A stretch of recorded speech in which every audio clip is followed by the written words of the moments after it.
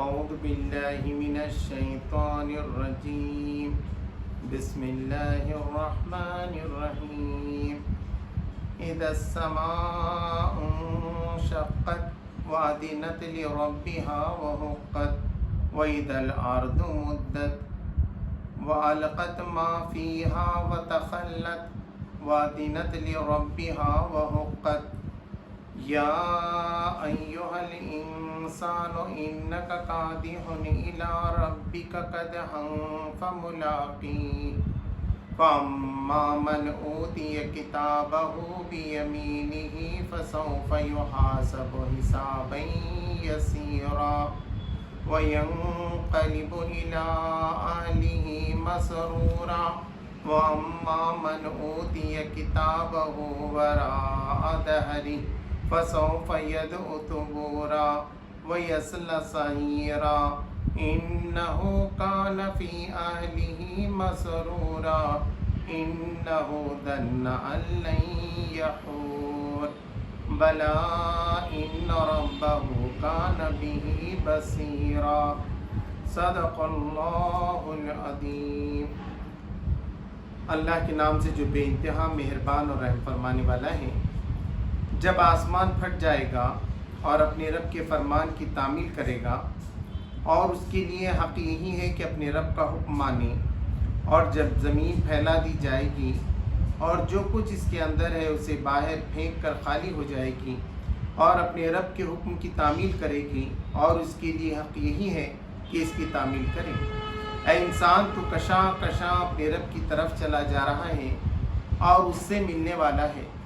پھر جس کا نامہ اعمال اس کے سیدھے ہاتھ میں دیا گیا، اس سے ہلکا حساب لیا جائے گا اور وہ اپنے لوگوں کی طرف خوش خوش پلٹے گا۔ رہا وہ شخص جس کا نامہ اعمال اس کے پیٹھ کے پیچھے دیا جائے گا، تو وہ موت کو پکارے گا اور بھڑکتی ہوئی آگ میں جا پڑے گا۔ وہ اپنے گھر والوں میں مگن تھا، اس نے سمجھا تھا کہ اسے کبھی پلٹنا نہیں ہے۔ پلٹنا کیسے نہ تھا، اس کا رب اس کے کرتوت دیکھ رہا تھا۔ بس نہیں، میں قسم کھاتا ہوں شفق کی اور رات کی جو کچھ وہ سمیٹ لیتی ہیں، اور چاند کی جب وہ ماہ کامل ہو جاتا ہے، تم کو ضرور درجہ بدرجہ ایک حالت سے دوسری حالت کی طرف گزرتے چلے جانا ہے۔ پھر ان لوگوں کو کیا ہو گیا ہے کہ یہ ایمان نہیں لاتے، اور جب قرآن ان کے سامنے پڑھا جاتا ہے تو سجدہ نہیں کرتے، بلکہ یہ منکرین تو الٹا جھٹلاتے ہیں، حالانکہ جو کچھ یہ اپنے نامہ اعمال میں جمع کر رہے ہیں اللہ اسے خوب جانتا ہے۔ لہٰذا ان کو دردناک عذاب کی بشارت دے دو۔ البتہ جو لوگ ایمان لے آئے ہیں اور جنہوں نے نیک عمل کیے ہیں، ان کے لیے کبھی ختم نہ ہونے والا اجر ہے۔ محترم حضرات، یہ سورہ انشقاق ہے۔ انشقاق کا مطلب بھی پھٹنا ہے، آسمان کے پھٹنے کا ہے، اور پہلی آیت جو ہے اس سے لیا گیا ہے اذا السماء انشقت، اور جب آسمان پھٹ جائے گا۔ تو جیسے ہم نے اس سے پہلے بھی دیکھا کہ پہلے کی دو صورتوں کے اندر یہ بات وضاحت کے ساتھ آئی تھی کہ آخرت آنے والی اور قیامت واقع ہونے والی، اور اس کی جو آیتیں ہیں آخری پارے کی وہ آدمی کے ایمان ہی کو مضبوط کرتی ہیں۔ تو یہاں فرمایا گیا اذا السماء انشقت واذنت لربها وحقت، جب آسمان پھٹ جائے گا اور اپنے رب کے فرمان کی تعمیل کرے گا۔ میں نے آپ کے سامنے اس میں کی 15 آیتوں کی تلاوت کی ہے اور پورے سورت کا ترجمہ آپ کے سامنے پیش کیا ہے، کیونکہ اس میں ایک آیت سجدہ بھی ہے، اگر وہ پڑھی جاتی ہے تو اس پہ آپ کو سجدہ کرنا پڑتا ہے۔ تو یہاں پر بتایا گیا ہے کہ جب آسمان پھٹ جائے گا اور اپنے رب کی فرمان کی تعمیل کرے گا، اور اس کے لیے حق یہی ہے کہ اپنے رب کا حکم مانے۔ یہاں پر تو صرف کہنا ہے کہ اللہ کا حکم ہوا وَأَذِنَتْ لِرَبِّهَا، کہ اس کے حکم کو اس نے سنا اور اس پر اس نے عمل کیا۔ تو سننے کا مطلب یہ ہے کہ عمل کرنا۔ عربی زبان میں اذینت کا جب لفظ آئے گا، سننے کا جب آئے گا، عظیم کا جب لفظ آئے گا، تو اس میں معنی یہ ہوتے ہیں کہ سامنے والے نے اس کو سن کر مان لیا ہے۔ تو اذینت لربها وحقت، کہ اس نے اپنے رب کی بات مانی اور اس کی تعمیل کی، اور اس کو ایسے ہی کرنا چاہیے، وہ بندہ ہے۔ آسمان بھی اللہ تبارک و تعالیٰ کا بندہ ہے اور اس کی مخلوق ہے، تو تو اللہ کے حکم کو تو اس کو ماننا ہی چاہیے۔ وَإِذَا الْأَرْضُ مُدَّتْ وَأَلَقْتَ مَا فِيهَا تَقَلَّتْ، اور زمین سے کہا جائے گا، اور جب زمین پھیلا دی جائے گی اور جو کچھ اس کے اندر ہے اسے باہر پھینک کر خالی ہو جائے گی۔ اللہ جب اس کو حکم دے گا اذا زلزلت الارض زلزالها واخرجت الارض اثقالها، جب بڑا زلزلہ ہونے والا ہو جائے گا تو زمین اپنے میں کے بوجھ نکال کر پھینک دے گی۔ اس میں خاص بوجھ وہ ہیں یعنی انسانوں کے سارے لاش اور ان کے جو اجزاء ہیں، چاہے وہ جلے ہوں، مرے ہوں، ڈوبے ہوں یا کسی درندے نے ان کو کھایا ہو، وہ سارے اجزاء نکال کر وہ باہر پھینک دے گی تاکہ انسان جو ہے صحیح شکل میں زندہ ہو جائے پھر سے۔ اور دوسرا ان کا نامہ اعمال بھی، کہ ایک شخص نے کہاں گناہ کیا تھا، کس جگہ پر کیا تھا، کس قسم کا کیا تھا، یہ پورا ریکارڈ اس کا جو ہے زمین نکال کر پھینک دے گی، باہر نکال دے گی۔ لوگ کہتے ہیں کہ اس وقت سونا، چاندی، تانبا یہ بھی سب باہر نکلے گا، خزانے سے یہ بھی مراد ہو سکتا ہے،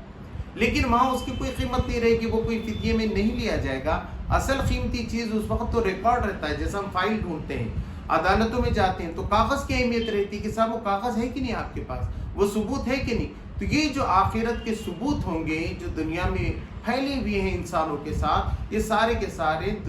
زمین نکال کر باہر پھینک دی۔ اور وَأَذِنَتْ لِرَبِّهَا وَحُقَّتْ، اس کے رب نے اسے یہ حکم دیا ہوگا اور وہ اس کی تعمیل کرے گی،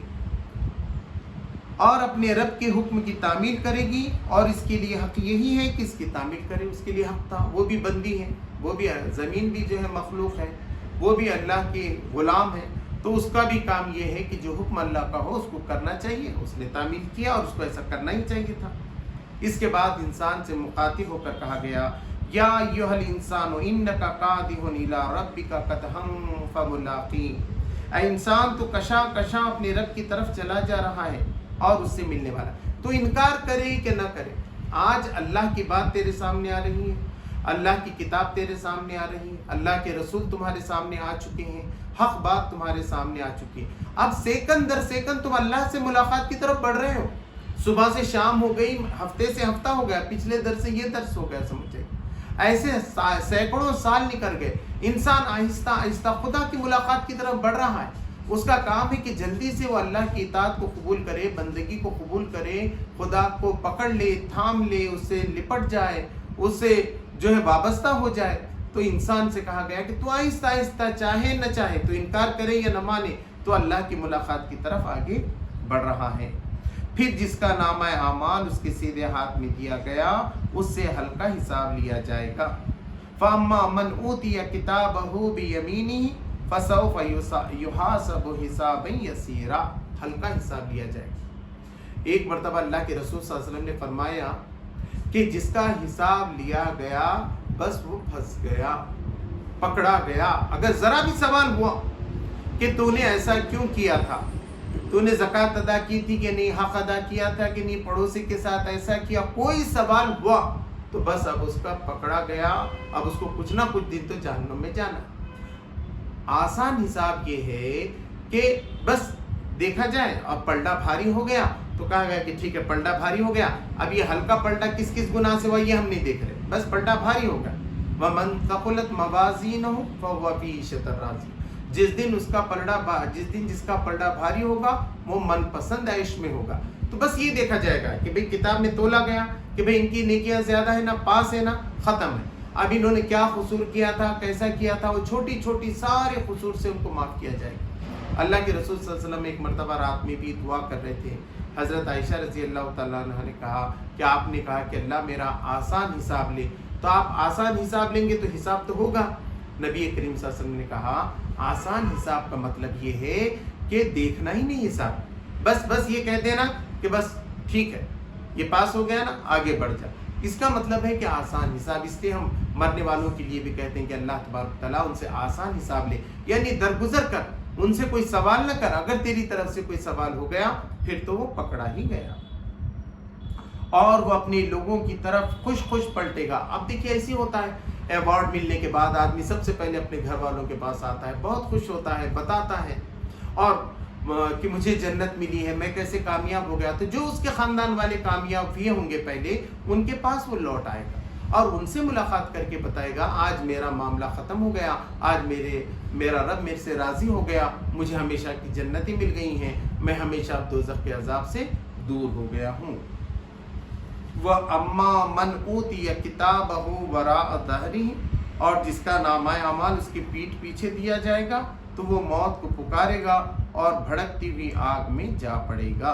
فَسَوْفَ يَدْعُ ثُبُورًا، وہ موت کو پکارے گا،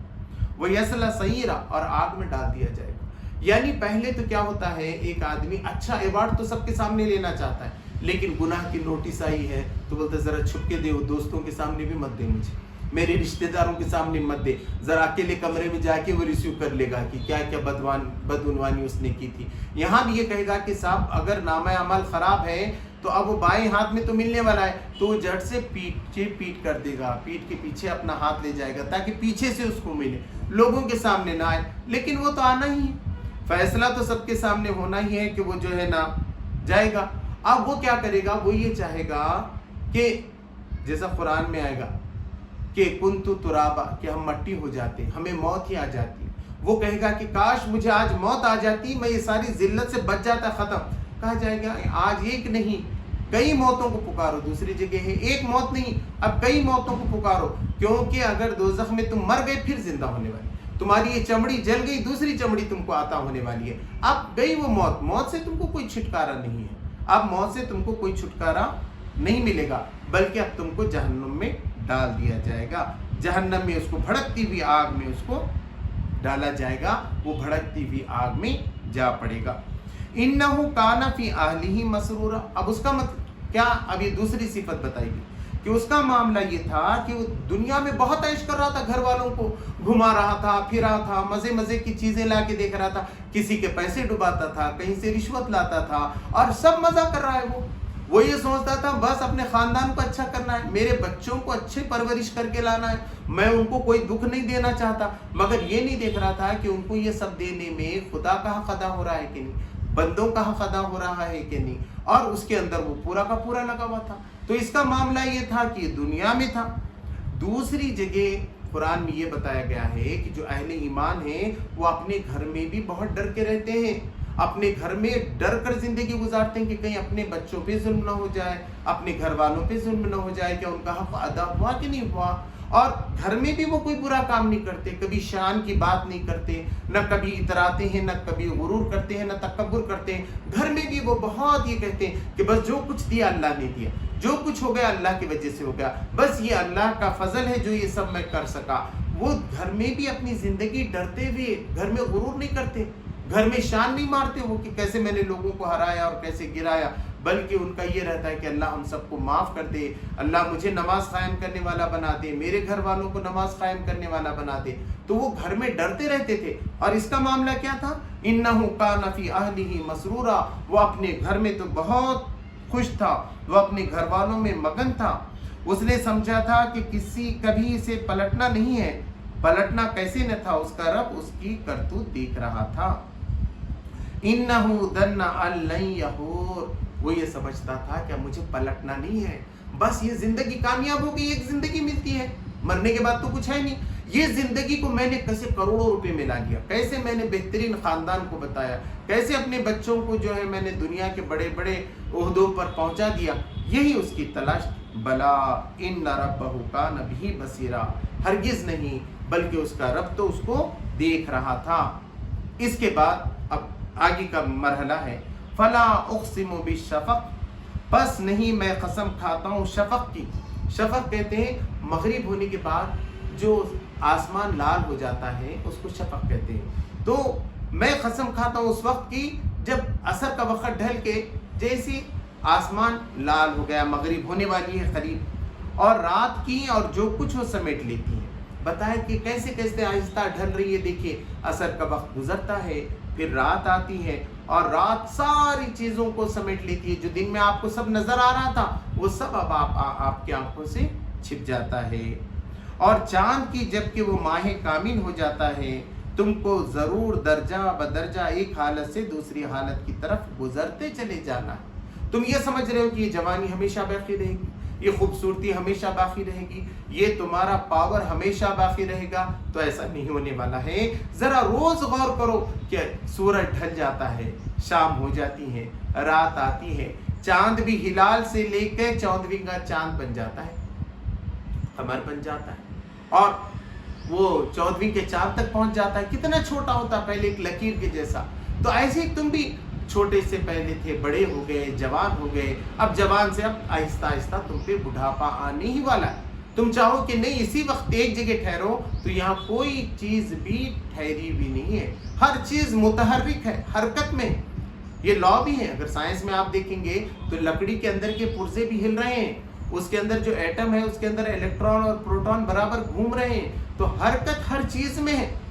اور وہ لکڑی بھی کود جاتی ہے، ایک دن کمزور ہو جاتی ہے، چاہے وہ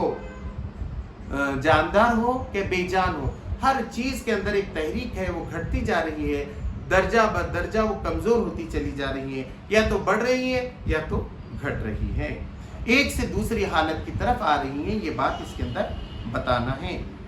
پھر ان لوگوں کو کیا ہو گیا ہے کہ یہ ایمان نہیں لاتے، اور جب قرآن ان کے سامنے پڑھا جاتا ہے تو سجدہ نہیں کرتے۔ اب ان کا کام یہ ہے کہ یہ سب سن کے تو آدمی ایمان لائے کہ بے شک یہ سب کاراگری کرنے والا اللہ تبارک و تعالیٰ ہے، اس نے ہم کو پیدا کیا ہے، اس نے جو کہا ہے اس بات کو ہمیں مان لینا چاہیے، تاکہ آخرت ہماری کامیاب ہو جائے، ہمیں جنت ملے اور ہم جہنم کی آگ سے بچ جائیں۔ یہ ہمارا کام ہونا چاہیے تھا۔